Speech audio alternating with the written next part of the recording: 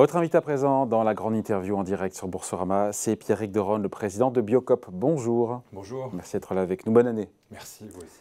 Bon, La Vie Claire, Naturalia, Bio c'est bon, les nouveaux Robinson. Désormais, il y a beaucoup d'enseignes. Est-ce qu'on peut dire que le marché du bio, voilà, il est vraiment aujourd'hui très très concurrentiel? Oui, il est très Et j'oublie la grande distrib, même si voilà, Naturalia est dedans. C'est ce que j'allais dire, et Bio c'est bon aussi aujourd'hui. Ah, vous avez raison à racheter, vous avez raison. Oui, donc oui, bah, évidemment, c'est... Bio c'est bon, c'est Carrefour maintenant, c'est ça, Carrefour, oui. Ouais. Et Naturalia, c'est Casino. Casino, voilà. C'est ça. Donc même les spécialistes sont détenus en partie par la grande distribution. Donc le bio est très concurrentiel aujourd'hui. Très concurrentiel parce que c'est un marché où ça a été, on va peut-être en parler certainement, ça a été un marché avec beaucoup de croissance, donc un fort levier de croissance pour les distributeurs. Et donc, bah, évidemment, il y a structuration de marché. Comme tout marché qui évolue, il y a concentration. Quand il y a croissance, il y a la volonté de chacun prendre un petit bout du gâteau. Et la croissance, elle est toujours là ou on dit que ça s'essouffle un petit peu, que la croissance du bio ralentit? La croissance du bio ralentit fortement. En 2021, c'est à peu près en mai qu'il y a eu un petit point de rupture. Et donc aujourd'hui, on est sur même des décroissances sur certains Ça m'a été dit, pour réseaux. le coup, par le président, je crois que c'est le patron de Système U, Dominique Schelcher, qui me disait effectivement que les ventes de produits bio avaient marqué le coup chez Système U, au détriment du local. En fait, c'est ce qu'on observe. Il y a eu cette bascule. Il y a en tout cas un mouvement de la part des consommateurs sur de la recherche de valeur. Ils ont bien conscience aujourd'hui qu'ils votent avec leur carte bleue chaque jour. Et donc, dans les propositions qui sont faites, le bio a perdu un petit peu de parce que le bio peut être importé, dynamique. Parce que le bio peut être importé. Oui, parce que alors après, ça, c'est pas notre projet à nous, c'est pas celui-là. On n'est pas dans la question de l'opposition des valeurs. Pour nous, le bio doit être le socle. C'est un cahier des charges agronomique qui travaille sur les pesticides, pas de pesticides chimiques, pas d'OGM. Mais ensuite, évidemment, on veut que le bio soit équitable, avec un bon partage de la valeur, qu'il soit local. Chez Biocop, tout est 100% français? Ou à terme, ça va l'être? En tout cas, c'est le souhait. C'est le souhait, on a validé... On n'a que des ingrédients, que des marques françaises ou produites en France? En tout cas, on est à 87% aujourd'hui de produits d'origine France. Ah ouais, quand même. Oui. Donc, le marché est à combien, pour le coup? Alors ça, on regarde assez peu, j'en sais rien, mais on regarde assez peu le reste du marché.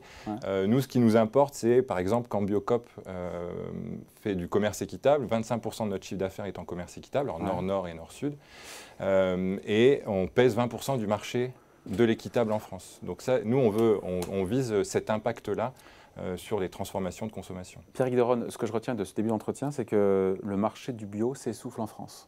Oui, s'essouffle. Et point de rupture, mai 2021. Oui, alors il y a des aspects conjoncturels, c'est très difficile de se comparer à 2020, ça a été une année un peu exceptionnelle. Et, voilà. Et après, il y a un aspect structurel, donc effectivement, avec de l'opposition un peu de valeur, c'est-à-dire que certains consommateurs vont acheter plus du local que du bio ou plus de l'équitable que du bio.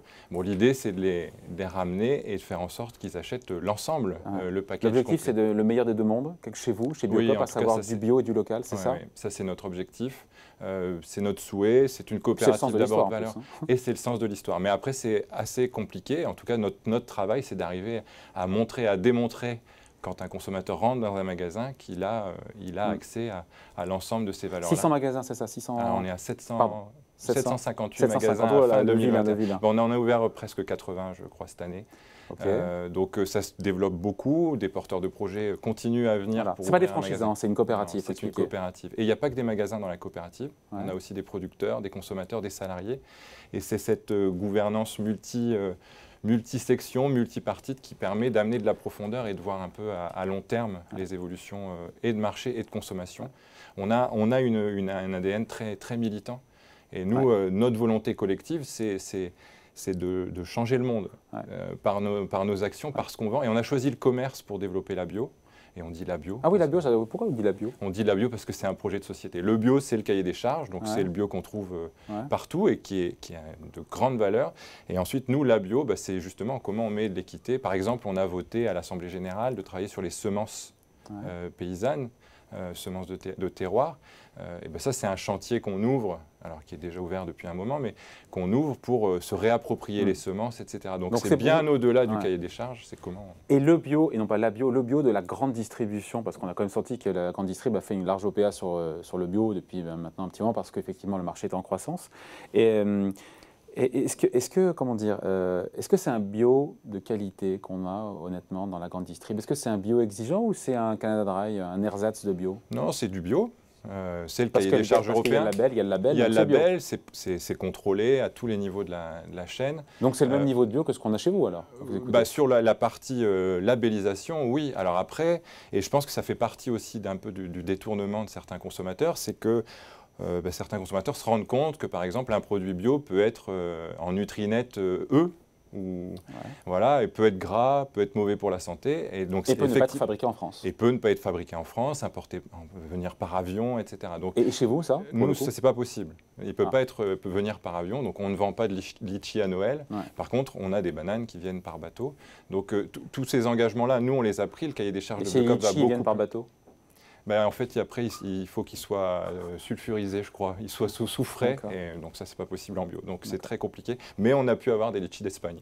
D'accord, quand même. Puis avec le réchauffement climatique, peut-être qu'on en aura un peu plus. Vous êtes le premier distributeur spécialisé en France, il faut quand même le rappeler, Biocop. Aujourd'hui, c'est 12% du marché, et entre 1,5 milliard de chiffre d'affaires, c'est ça? 1,6 milliard, oui, à peu près. Bon. Donc 758 magasins. On a 3400 producteurs qui sont dans la gouvernance de Biocop à travers des groupements. Et on travaille aussi avec 7000 producteurs locaux. Donc aujourd'hui, un producteur bio sur 5 travaille avec Biocop.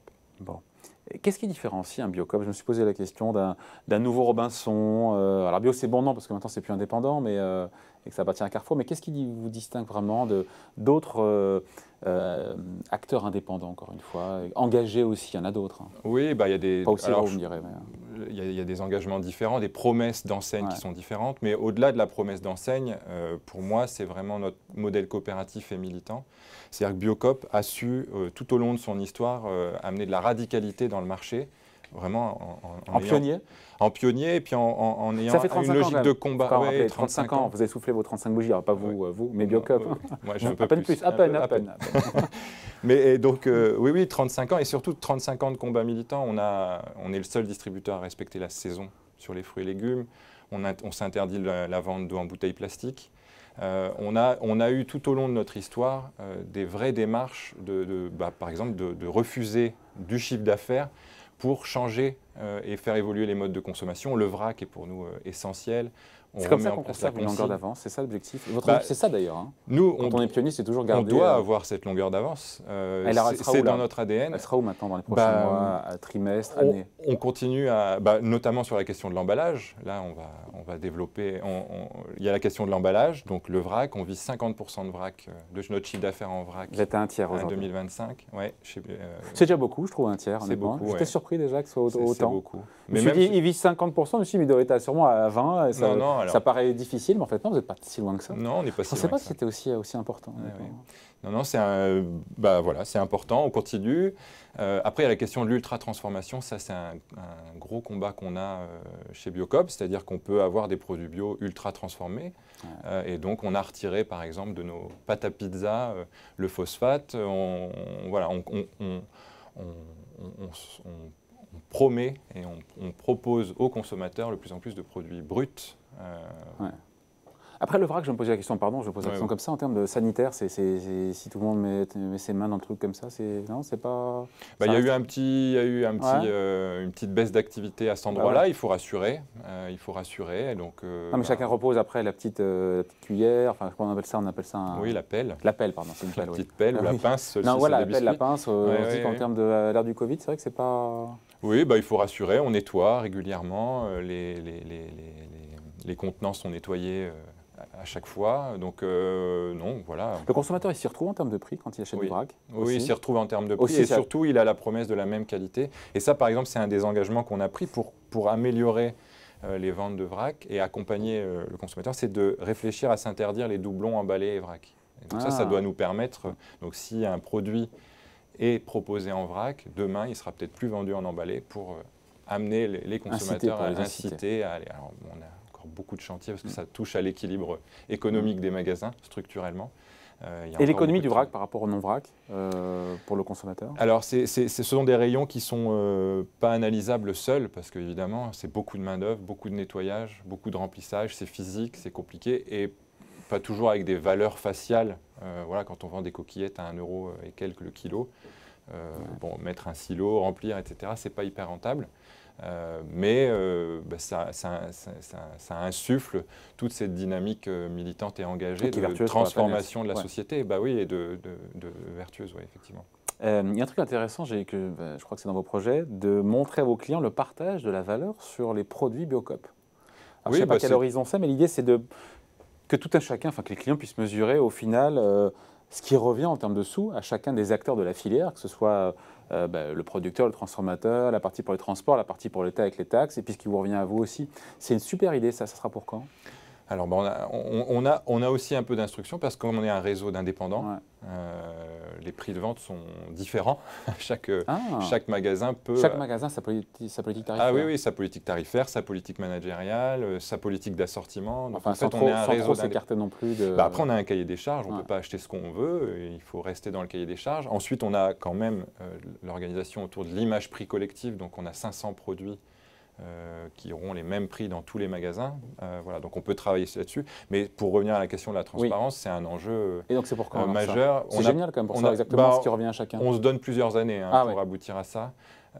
Donc c'est pas un vague projet, c'est quelque chose qui est en cours. Ah non, on l'a voté. Donc voilà, maintenant il faut le mettre en œuvre et il faut travailler, mais ça va prendre un minima 2 ans. Et a priori, cette marge Biocoop, au final, elle est de combien en moyenne?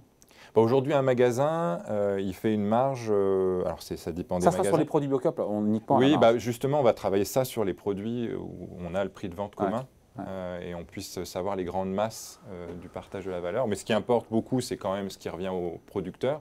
Mais après, la question des produits transformés, il y a un transformateur qui vient aussi dans le jeu. Et donc sur les produits Biocoop, alors c'est quoi là, en moyenne la marge? Là, la marge, le magasin, il prend maximum 31% de marge au global sur l'ensemble du magasin. Alors après, il y a des contributions de marge.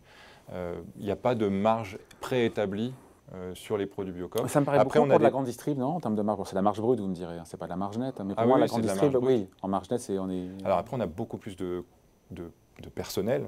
Aujourd'hui, un magasin bio embauche 2 fois plus de personnes qu'une grande surface. Oui, et c'est pareil dans l'agriculture. L'agriculture bio, c'est 2 fois plus de main-d'œuvre que dans l'agriculture conventionnelle. Donc on est sur un marché de spécialistes avec aussi beaucoup de conseils.